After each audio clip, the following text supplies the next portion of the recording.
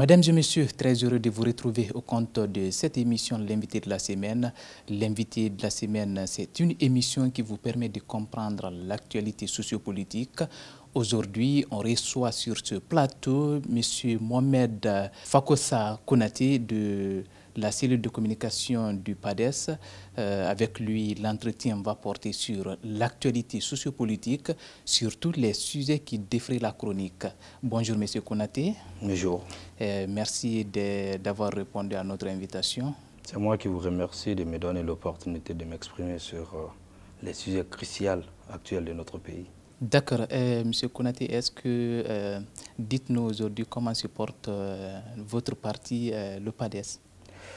Enfin, c'est une très bonne question, cette question, parce qu'à la différence des autres partis, le PADES se porte bien et cela s'explique par le fait que le PADES existe sur toute l'étendue du territoire national. J'avoue qu'il n'y a pas une seule sous-préfecture, un seul district où PADES n'a pas ses représentants. Et nous sommes en train de préparer les prochaines élections présidentielles. Le président d'ailleurs est en mission à l'intérieur du pays pour aller conjuguer les mêmes verbes avec les populations à la base, les militaires à la base, discuter sur comment les choses vont se passer dans un avenir proche. Ceci dit, je ne pourrais que confirmer que PADES se porte bien à la différence des autres partis qui ont aujourd'hui des très grandes difficultés avec l'État, qui sont rattrapés par l'ère passée. Attendez, vous êtes en train de parler des difficultés avec l'État. Qu'est-ce que vous voulez dire par là? Non, aujourd'hui, il y a des partis dont leurs leaders sont impliqués dans la confiscation des biens de l'État, tels que l'affaire des domaines de l'État, tels que détournement, tels que vente des biens symboliques de l'État. Donc, à la différence, PADES, à la différence de ces partis, se porte bien parce qu'il faut être heureux du fait qu'on a un président à la tête de notre parti qui n'est lié à aucun de ces actes qui ont infligé du mal au peuple de Guinée à un moment donné. Pour le moment, on peut dire comme ça. Pour le moment et pour toujours. D'accord. Vous êtes fier? Très fier, très fier, très fier. D'accord. Vous êtes sûr que du jour au lendemain, Dr Ousmane Kaba ne sera jamais inculpé dans n'importe quel dossier? C'est pratiquement impossible parce qu'il faut rappeler aux uns et aux autres. C'est vrai que Dr Ousmane Kaba a participé au gouvernement de fait général Lansana Conté, mais pendant que 7 mois. Okay. Et il faut expliquer les raisons de son limogeage de ce gouvernement, puisqu'il s'était opposé de manière inéluctable au président d'alors d'arrêter de prendre de l'argent à la Banque centrale comme si c'était sa propre banque à lui. Et ce sont les raisons fondamentales. En plus, il avait fermé tous les robinets. C'est ce qui a fait même que Santal Cole l'a appelé dans l'un de ses ouvrages l'américain du système Conté, parce qu'il n'a jamais voulu que la corruption arrive à un tel niveau. Il s'est toujours battu contre l'impunité. Donc, des raisons comme ça l'ont amené les uns et les autres à devenir de manière inéluctable son ennemi. Justement, est-ce que, parlant de ce point-là, est-ce qu'il ne sera pas interpellé un jour, soit pour un témoignage ou quelconque? Ah ben, s'il sera appelé pour un témoignage, je ne pense même pas que ça serait possible, parce que imaginez que 7 mois seulement dans le gouvernement d'alors, beaucoup de choses passeront derrière vos yeux et vous ne pourrez pas tout voir. Il n'est lié à aucun de ces cas et rien de ces cas ne s'est passé en sa présence au sein du gouvernement d'alors. Là, il faut dire comme ça.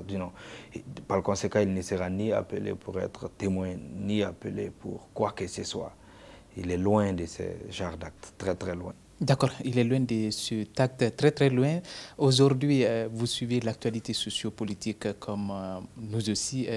Quelle lecture faites-vous de ce qui se passe sur le plan de récupération des biens publics lancés par le CNRD?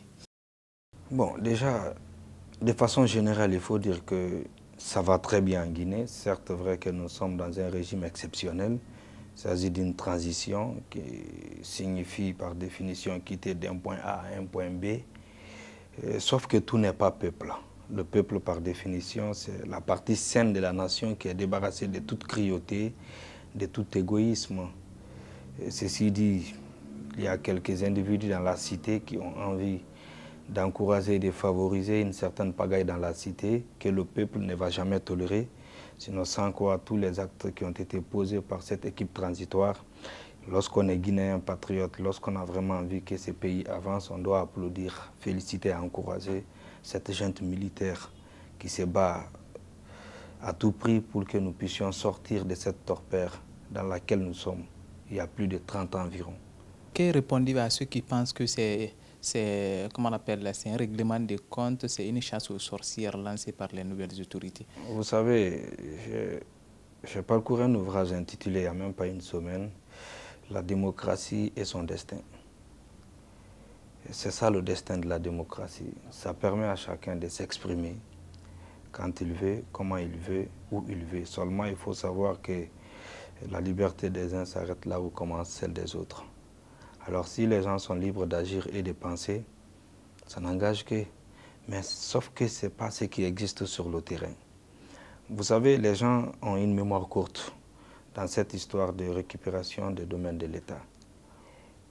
Ceux qui pensent que c'est un problème de règlement des comptes, ce sont eux qui font de cette affaire une affaire personnelle, sinon c'est un problème de l'État. Je veux vous rappeler à l'occasion, il n'y a pas plus tard que 4 mois, on a déguerpi certains des domaines de l'État avec un délai de moins de 48 heures. Tout le peuple de Guinée applaudit. Ceux qui sont en train de dire ça et là, c'est un problème de règlement des comptes, c'est un problème personnel. Ce sont eux qui applaudissaient à l'époque. Okay. Je prends l'exemple sur le cas de... Oui, avec l'arrivée du CNRD. Je prends l'exemple sur le cas de Damaro. Il n'a pas eu 48 heures au total pour expulser sa maison. Je prends l'exemple sur Dr Ghané. Je prends l'exemple sur Nantou Chérif. Donc cela veut dire... Je prends même l'exemple sur Fougou Fougou. Mais ce qui est sûr, moi je n'aime pas aller à côté du pot, je parle clairement. J'ai dit ce que j'estime vrai, ce que j'estime important et bon pour le peuple de Guinée. La Guinée n'a pas commencé par Dalin, la Guinée ne finira pas par Dalin. Je voudrais donc inviter les militants de l'UFDG. Ce problème, ce n'est pas un problème de l'UFDG, c'est un problème de Dalin. Oui, c'est l'UFDG et l'UFR. Il faut qu'on... Oui. Bon, pour le cas de l'UFR, on peut comprendre, il y a une lecture positive par rapport à ça. Ok. Mais Sidi a dit qu'il ne va pas quitter. Hein. Alors, Sidia peut ou pas le dire. Ça n'engage que Sidia. Mais ce qui est sûr, ceux qui ont été expulsés au premier temps, si ils ne voudraient pas quitter aujourd'hui, ils devraient commencer par défendre ceux-là d'abord. Parce qu'il y a un adage qui dit en Afrique que lorsque vous voyez un épervier assis sur le cadavre de votre ami, ne lui dites jamais levez-vous sur le cadavre de mon ami, mais dites-lui levez-vous sur mon corps. Sur mon corps. Oui. Alors, sachant conscients qu'ils sont dans les domaines de l'État, la façon dont ils ont requis ces domaines, ils ont pu acquérir ces domaines, c'est de la même façon que les autres ont pu acquérir. Mais si les autres ont quitté, ils doivent quitter de façon impérative parce que nul n'est mieux que l'autre devant la loi. La loi, elle est dure, mais elle est faite pour tous. Mais est-ce que ce n'est pas la manière aussi qui les excite? La manière? Non, mais sauf qu'ils seront injustes. Si la manière les excite, les autres n'ont pas eu plus de 48 heures. Oui, et parce qu'ils sont leaders politiques, ils n'ont pas eu 48 heures. Oui, c'est vrai. Et pour les respecter, on leur a accordé beaucoup de respect et considération, on leur donne 2 semaines. S'ils veulent faire autre chose à part ça, peut-être ils trouveront d'autres sur leur chemin. D'accord. Mais moi, je pense que ce n'est pas la peine de s'agiter, d'extrapoler les vérités en contrepartie du mensonge. Pourtant, ils avaient brandi des preuves, soi-disant qu'ils ont des documents fiables, des titres fonciers. Oui. Je ne peux pas être propriétaire de cette clé et me vendre la même clé. Ça ne peut pas se comprendre. En tout cas, ces gens, ils ont eu ces biens. Oui. Moi, je ne suis pas contre la privatisation des biens de l'État. Je ne suis pas contre du fait que l'État peut être confronté à certaines difficultés économiques et financières. À un moment donné, qu'il puisse vendre certains de ces domaines. Mais il ne faudrait pas que ces gens-là ignorent qu'ils ont eu ces biens-là pendant qu'ils étaient aux affaires. Et une fois aux affaires, dans un pays comme la Guinée, dans un régime comme le régime fait général Lansana Conté, essentiellement caractérisé par l'impunité, la corruption, le détournement, qui va acheter quoi? Il faut qu'on ait le courage de se dire la vérité. Si vraiment on les a respectés, on leur a donné 2 semaines, qu'ils s'arrangent. C'est des gens qui ont suffisamment de maisons. Mais s'ils veulent autre chose dans la cité, ils peuvent s'accrocher à ces maisons, rester. Mais moi, je ne pense pas que ces maisons-là peuvent impacter négativement les vies décédées. Mais moi, je crois qu'ils veulent en venir dans le cadre de ternir l'image du pays devant l'opinion nationale et internationale à travers les manifestations insensées, en oubliant que nous avons perdu beaucoup de nos compatriotes dans ces manifestations qui n'ont pu aboutir à rien. En tout cas, on avait vu, après l'Assemblée du samedi, on a vu quand même la réaction sur la toile, la sortie de certains jeunes de l'UFDG qui se disent être à l'écoute de leur leader. Est-ce que cela va dans la quiétude dans les jours à venir? Non, mais moi, c'est ce que je venais de dire. Il y a certaines personnes dans ces pays qui sont hypnotisées par des discours à connotation ethnique depuis plus d'une décennie, des décennies. Et pour récupérer ces gens, ça va être compliqué. N'empêche que la vérité soit dite. N'empêche que la loi soit respectée. N'empêche que les coupables soient punis. Parce que la loi, elle est faite pour tout le monde. Oui. Donc, ceux qui s'agitent, qu'ils peuvent continuer à s'agiter. Mais moi, je rassure que cette jeune militaire ne tolérera pas la pagaille. Parce que c'est l'opportunité. En tout cas, il l'avait dit hier, lors de la rencontre avec les partis politiques. Pour le peuple de Guinée. Nous n'avons jamais connu, on a connu des transitions. D'ailleurs, cela décrédibilise carrément un État. Nous avons connu plusieurs transitions, mais on n'a jamais connu une transition qui a pu obtenir une charte de transition. Ça ne s'est jamais passé en Guinée. Qui a donné certaines libertés aux hommes politiques, aux activités politiques, qui a libéré certaines frontières en moins de 5 mois. On n'a jamais pu connaître sur le plan administratif en mettant en place un gouvernement, un premier ministre, une haute justice, comment on appelle, une haute justice dans notre pays, la CRIEF. On n'avait jamais connu ça. Oui, la répression contre les délits économiques. Contre les délits économiques et financiers. Alors, moi, je pense, si vraiment on ne connaissait pas tous ces faits autrefois, si on a une équipe qui est venue pour nous montrer que c'est possible de mettre en place ces institutions et que leurs actions peuvent être possibles et avantageuses pour le peuple de Guinée, je crois qu'on ne peut que les accompagner. Alors, il ne faudrait pas que les gens se trompent là-dessus. Des leaders politiques d'hier ne sont plus les mêmes aujourd'hui. Parce que nous avons appris certaines choses avec le CNRD qu'on ne connaissait pas avant. Alors, il y a plus de 95% du peuple de Guinée qui sont à l'actif du CNRD. Plus de 95%. Parce que moi, j'ai toujours estimé que tout Guinéen qui voudrait que ce pays avance, tout Guinéen qui voudrait que ce pays soit débarrassé de tous ces mauvais comportements du passé, doit accepter d'accompagner le CNRD dans cette lutte. Parce que cette lutte ne se fait pas que pour le CNRD, ne se fait pas que pour le gouvernement de la transition, mais pour tout le peuple de Guinée. D'accord. Parce que si on ne corrige pas, excusez-moi, si on ne corrige pas ces imperfections, intentionnées du passé, je parle de vol, je parle de détournement, des graves erreurs commises, rassurez-vous qu'après cette transition, qu'on connaîtra pure. Par exemple, quand le professeur Alpha Condé est venu au pouvoir en 2010, il n'a pas eu le temps d'organiser un véritable audit, il n'a pas eu le temps de mettre en place une haute cour de justice, et puis, ces dignitaires ont fait pire que les dignitaires du fait général Lansana Conté. Et si on ne corrige pas, ceux qui viendront civils, les dignitaires de ces civils feront pire que les dignitaires du fait. Pourtant, ils faisaient des dénonciations, des dénonciations de détournement. Ce n'était pas suffisant, sauf qu'eux-mêmes, ils ont beaucoup détourné. Il faut être sincère. D'accord. Cela veut dire que la CRIEF a beaucoup de dossiers à recevoir. Suffisamment de dossiers. Et moi, j'espère que ces dossiers seront expliqués. D'accord. Au su et au vu de la population. D'accord. Maintenant, en tant qu'homme politique, quelles leçons tirez-vous de la rencontre d'hier des partis politiques avec le CNRD? Parce que le CNRD affirme qu'il ne tolère pas la pagaille dans le pays et quiconque, n'importe quel leader qui va s'atteler à cette pratique verra son passeport retiré et son siège fermé. Qu'est-ce que cela vous dit? Il ne faut pas extrapoler ce qui a été dit. Je ne suis pas tout d'accord avec ce que vous êtes en train de dire. En tout cas, c'est d'après ceux qui ont participé à la rencontre. On n'a pas inventé. Qui précisément? Si vous dites ça, j'ai écouté aujourd'hui... Jean-Marc Téléano. Makanera aussi est revenu sur la même chose. Ils ont dit ce qu'ils pensent, mais le CNRD n'a jamais dit. Ce matin même, j'écoutais le président du bloc libéral qui a complètement démenti. C'est une contre-vérité. D'abord, je voudrais parler du cadre de la rencontre. Maintenant, qu'est-ce qui a été dit concrètement lors de cette rencontre? Je vais vous le dire, mais si vous permettez... Parce que les leaders n'ont pas accepté de parler à la presse. Je voudrais commencer par m'exprimer sur le cadre de la rencontre, puisque le dialogue est extrêmement important. Expulser les leaders politiques, c'est pratiquement pas une bonne chose. Je voudrais donc commencer par conseiller le CNRD de faire tout, de dialoguer. Mais ça ne veut pas dire que les leaders politiques vont prendre le devant du CNRD. Mais ils vont dialoguer, ils vont se proposer des idées ça et là. Ça va marcher. Alors, cette rencontre s'est passée, je crois, dans un camp. Ce matin, j'écoutais les grandes gueules, où je me suis rendu compte que c'est que Jean-Marc Teliano, il a même démenti, parce que je crois qu'il était sur le site de Sanso, il a démenti qu'il n'a reçu aucun journaliste pour parler de cela. Mais ce qui est sûr, d'après ce qu'a dit aujourd'hui le président du bloc libéral, il a précisé que le CNRD a précisé qu'il n'y a pas que dans le régime précédent, ça veut dire le régime du professeur Alpha Condé, leur passeport a été confisqué, ils n'avaient pas droit au voyage.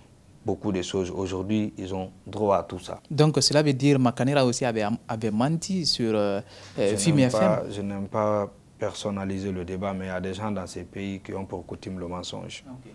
On connaît tous ces gens-là. Mais ce qui est sûr, c'est que le CNRD n'a jamais réuni les leaders politiques pour leur parler de la sorte. Ce n'est pas vrai.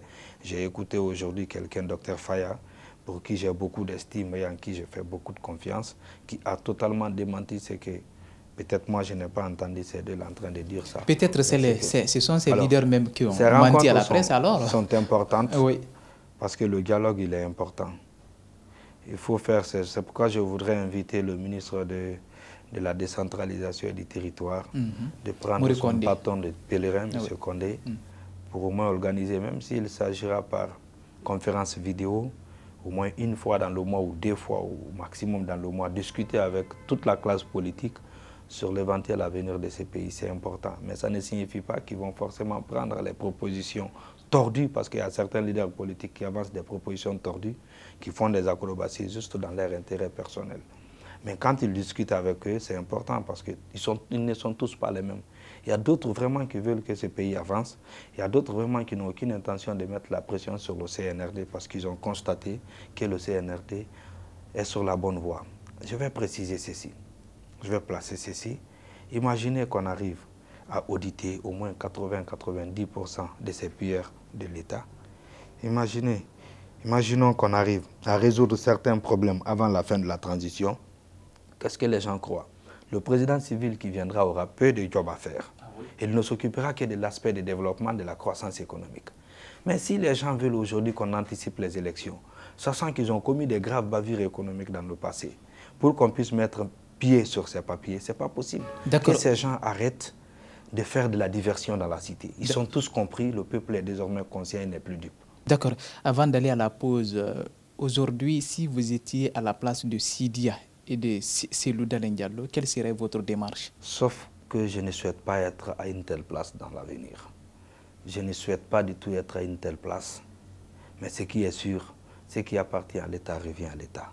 Ce qui est encore plus sûr, ces gens se sont octroyés ces domaines de l'État pendant qu'ils étaient aux affaires. Je vous ai dit qu'on ne peut pas acheter un bien qu'on détient déjà. Il y a également le dossier Air Guinée. Donc, oui, c'est un dossier extrêmement important sur lequel je voudrais même m'exprimer.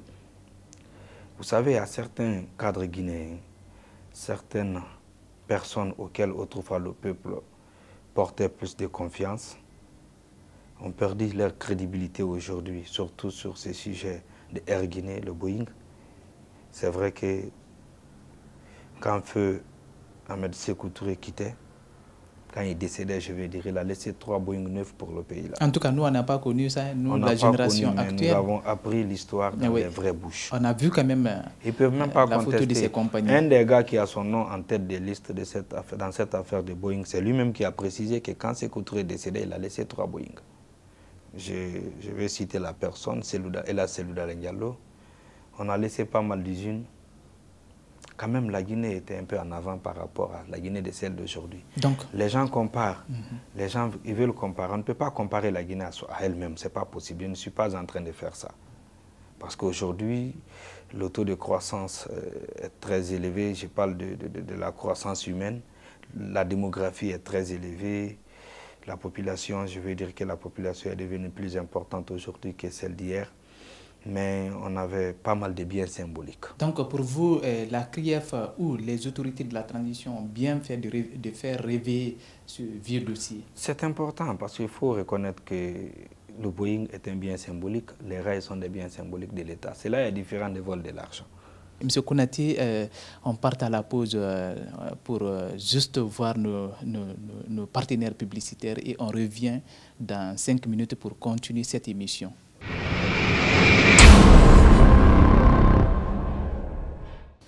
Retour sur ce plateau de Guinée-Buzz avec notre invité de parcours qui n'est autre que Mohamed Fakoussa Konaté de la cellule de communication du parti du Dr Ousmane Kaba. Monsieur Konaté, on s'intéresse maintenant à la moralisation de la vie administrative.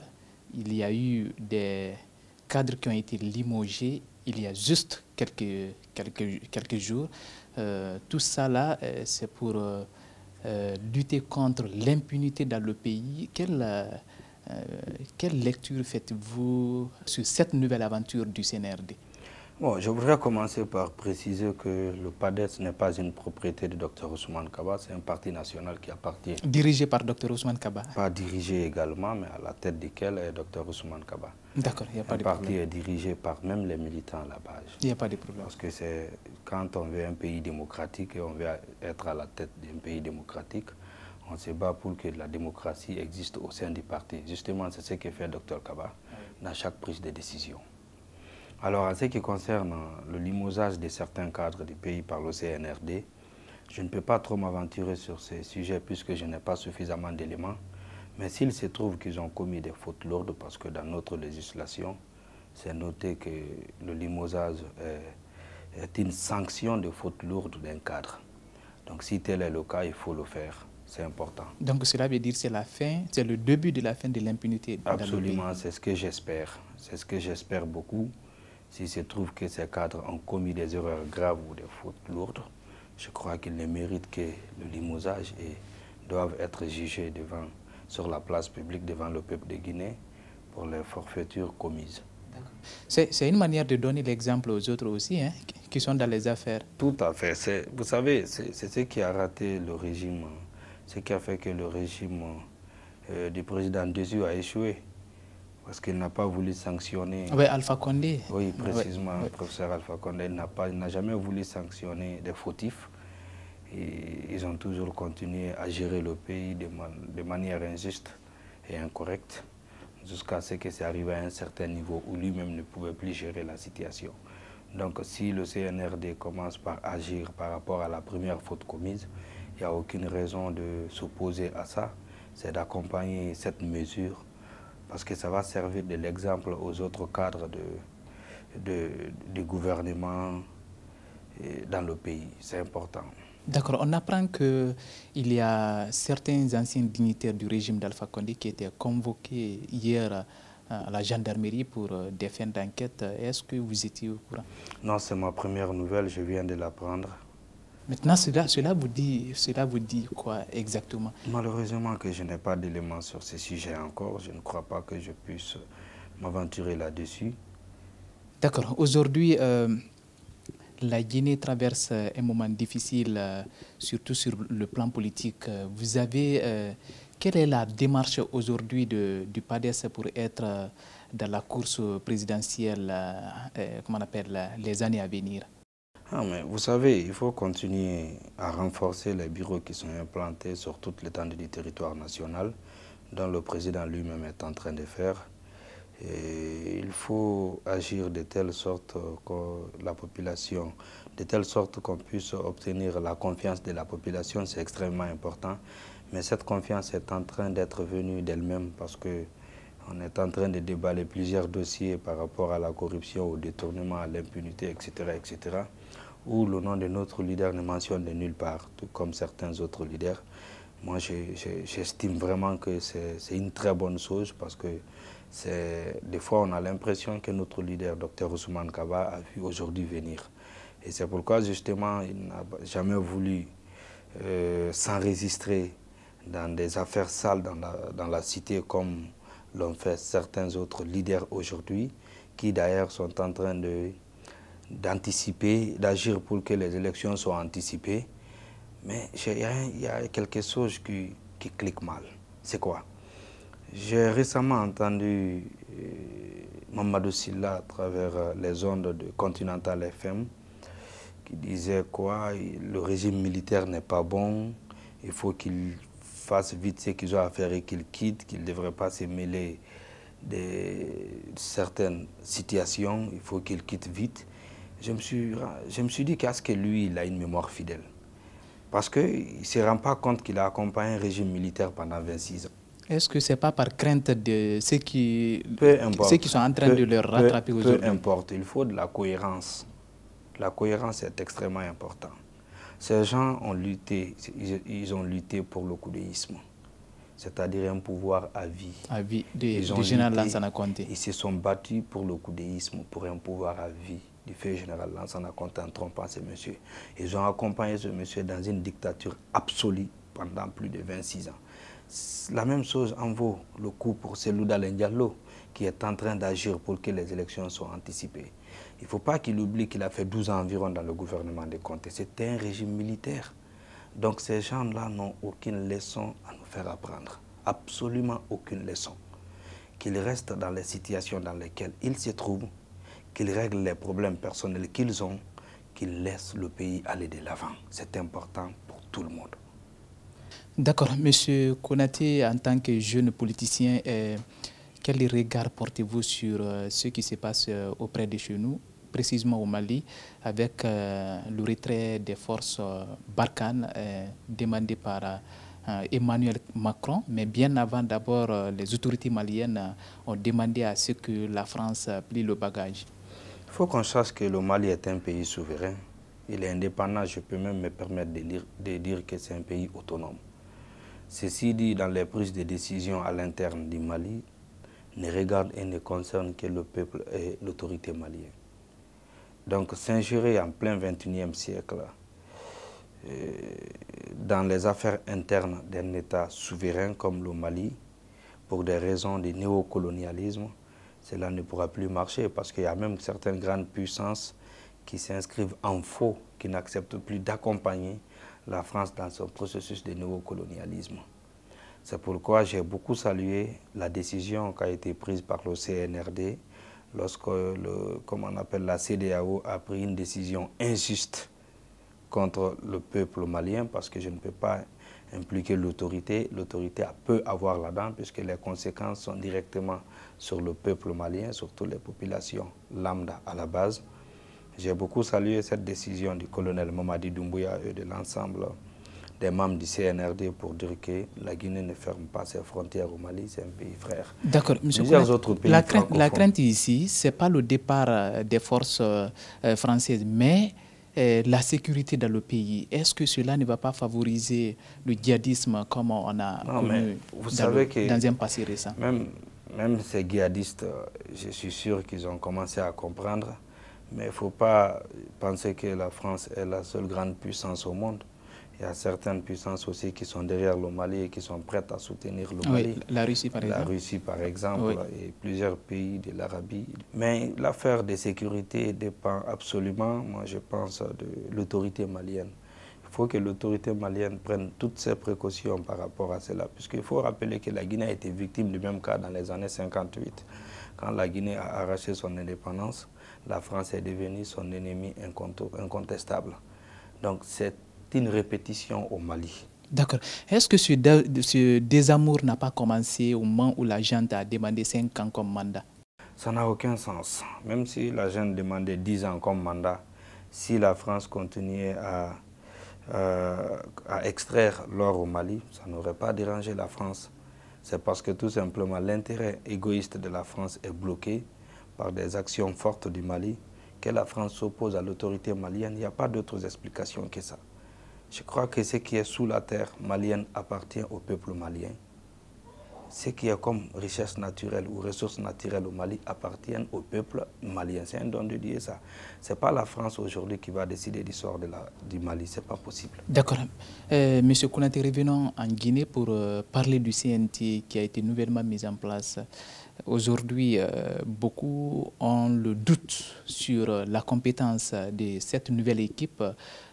Qu'est-ce que vous en savez? Quel est votre sentiment par rapport à ça? Est-ce que vous aussi, vous continuez à aspirer avec cette nouvelle équipe quand on regarde aujourd'hui beaucoup attendent de la mise en place de la nouvelle constitution. Pourquoi pas définir le délai de la transition?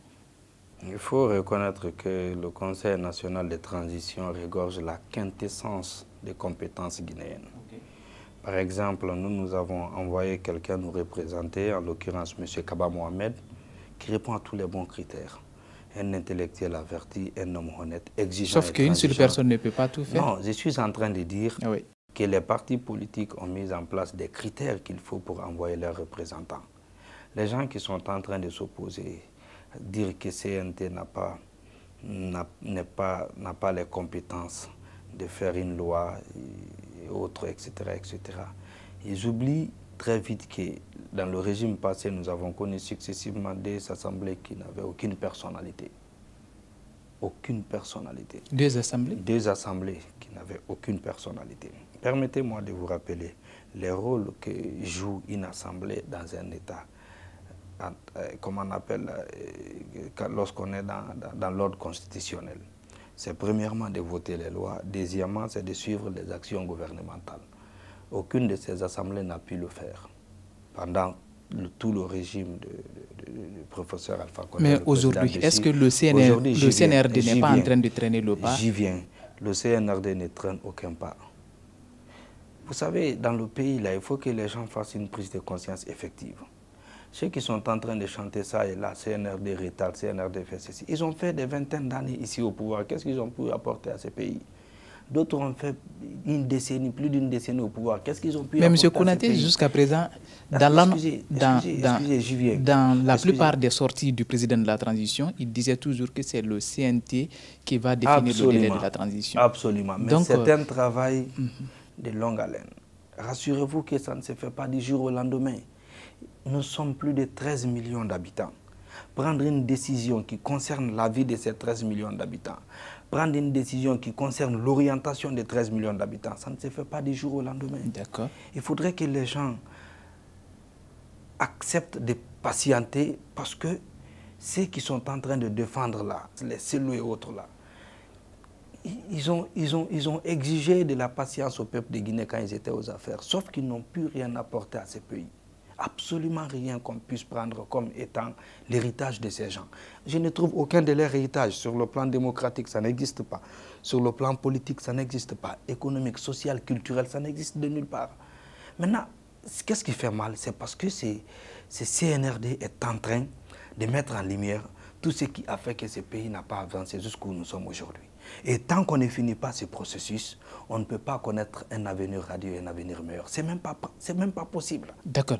Donc cela veut dire d'accorder le temps au CNT. Il faut leur accorder le temps. Moi, je n'étais pas dans l'Assemblée, mais de façon indirecte. J'ai assemblé la première assemblée extraordinaire du Conseil national de transition.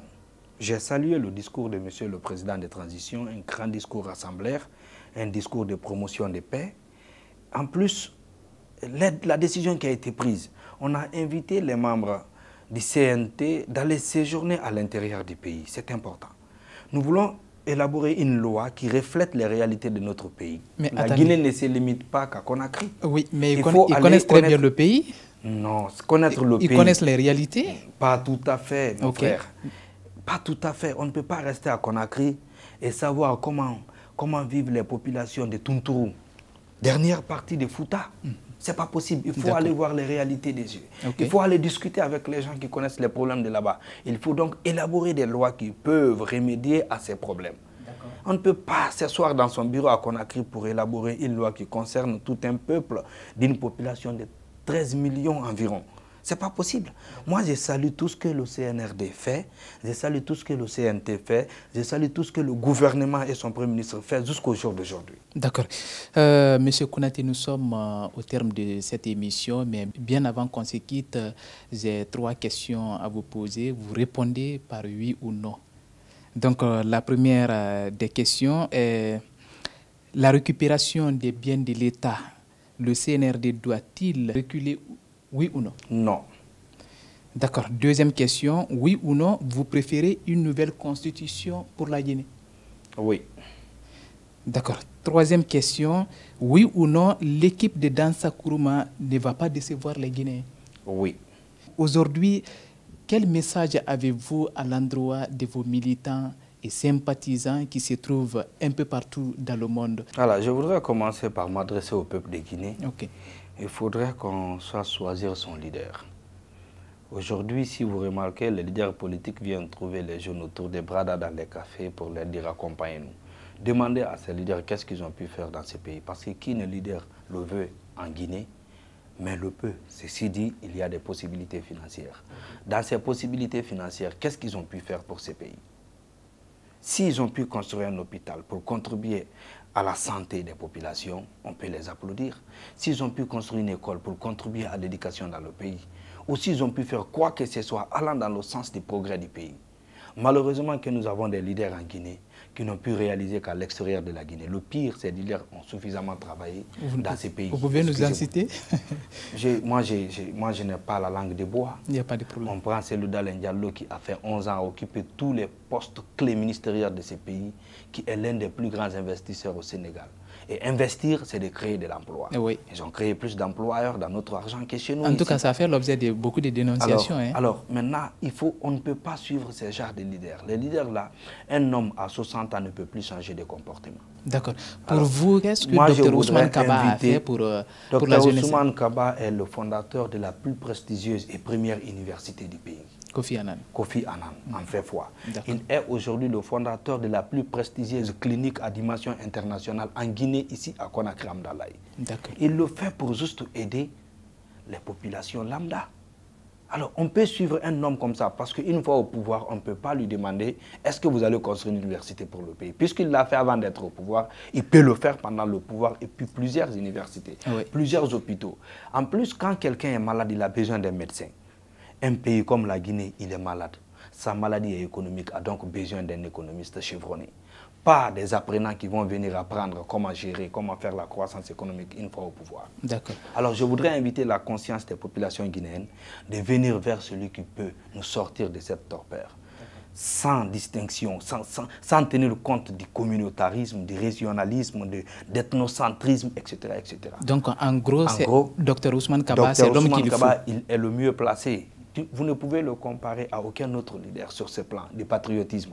Le patriotisme, ça ne se dit pas, ça se pratique comme nous l'a appris capitaine Moussa Dadis Camara. C'est l'acte. C'est l'acte qui le prouve. D'accord. Alors, ce que je peux dire aux militants du PADES, c'est maintenant ou jamais. Il faut se lever à bras le corps, sensibiliser, encore sensibiliser, convaincre les gens autour de notre projet de société, comme nous sommes tous en train de le faire sur le terrain, que tout le monde devienne des hommes de terrain, comme même est en train de faire le président du PADES à l'intérieur du pays, partout en Guinée, pour que nous puissions prendre le pouvoir. Et l'objectif, ce n'est pas la prise du pouvoir, c'est de changer ce pays positivement. D'accord. Un mot pour Guinée Buzz? Il s'apprécie bien Guinée Buzz. Je ne connaissais pas très bien cette télévision en ligne, mais depuis que je l'ai découvert, franchement, je l'apprécie parce que c'est un gros travail que Guinée Buzz est en train de faire pour aider la Guinée. L'information aujourd'hui n'est plus un message à transmettre. L'information aujourd'hui, c'est un nouvel ordre compétitif dans les prises de décision. L'information aujourd'hui, c'est un objectif, c'est un besoin à satisfaire pour atteindre un objectif. Donc si Guinée Buzz s'enregistre dans ce cadre, je ne peux que l'applaudir et l'encourager. D'accord. Merci d'être passé dans cette émission, M. Konaté. C'est moi qui vous remercie. D'accord. Mesdames et messieurs, c'est la fin de cet entretien réalisé à la technique par Mohamed Bangoura et Mohamed Lamine Touré. Les programmes continuent sur Guinée Buzz. Au revoir et à bientôt.